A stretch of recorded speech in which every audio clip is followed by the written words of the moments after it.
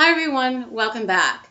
Today I'd like to talk about life after the life-changing magic of tidying up. And what I want to say first is that I have not backslid or rebounded. My home is still what I consider to be tidy.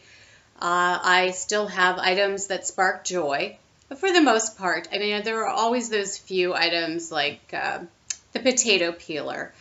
I have one. It doesn't particularly spark joy, but it's functional and it's actually a nice potato peeler. It fits in my hand and it works well, so it's filling its purpose. But what I'd like to do is actually make a few confessions to you today about the work that I still need to do. I started the process in October of 2014 and then I finished probably in the spring of 2015. And during that time I moved house, and that's why I started. I wanted less stuff so that I had less stuff to pack and move. But the first confession is that I've always been kind of a binger-purger with regard to possessions. There's a part of me that loves the idea of having collections, like an enormous book collection.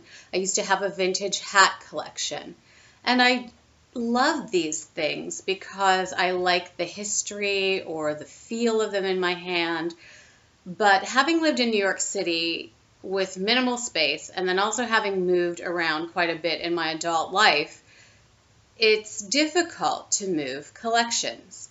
Which brings me to confession number 2, and that is that I am one of those children that is guilty of using my parents' house as a storage unit. And even though I moved out and I moved the bulk of my items with me, much to my dismay, I discovered that I still have a fair amount of clothing there.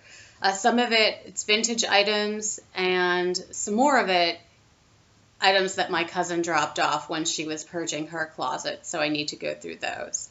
I also discovered some crafting stuff that I didn't even know that I had, but it actually came in handy because I recently took a beading class, so I guess that was a good discovery. Maybe it was good that it was hidden from me because I probably would have purged it at the time that I purged my yarn and other craft items, which is another confession.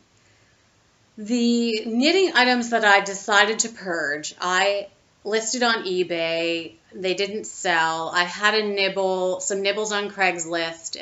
So that stuff, in short, the confession is that it's still boxed up and sitting in my basement.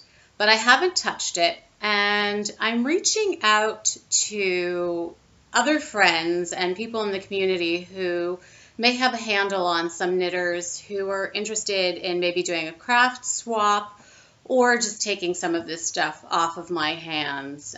But I also wanted to show you, I have this small box, and what it is, it's Christmas ornaments that one of my family members, every year for Christmas, she gives me an ornament.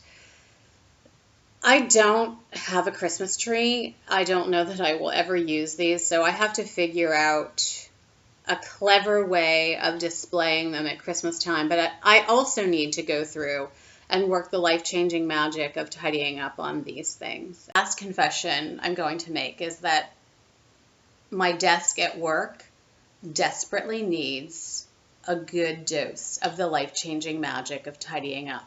Even though I've gone through the process, I'm still learning and I'm still tweaking, and I learn from you. So I hope this video is helpful, and I hope you realize that you just have to be patient. Realize that even those of us who are finished with this process or more than halfway through it, we're still tweaking and redefining it. Thank you very much for watching. Have a great day.